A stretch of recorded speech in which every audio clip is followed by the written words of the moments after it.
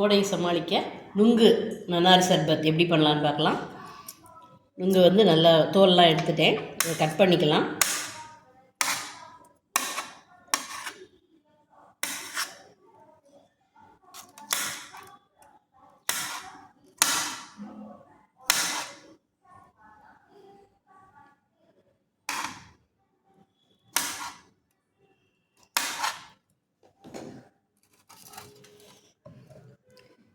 இது மிக்ஸி ஜாரில் போட்டு ஒரு சுற்றி சுற்றிட்டு வந்துடலாம்.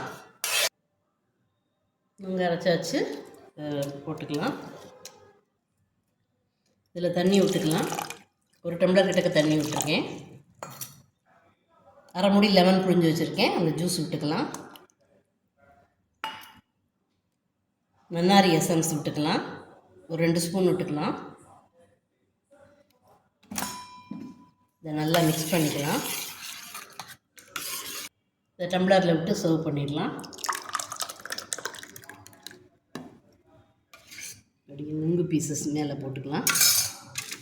ஐஸ் க்யூப்ஸ் போட்டுடலாம். நுங்கு நன்னாரி சர்பத் சூப்பராக ரெடி ஆயிடுச்சு.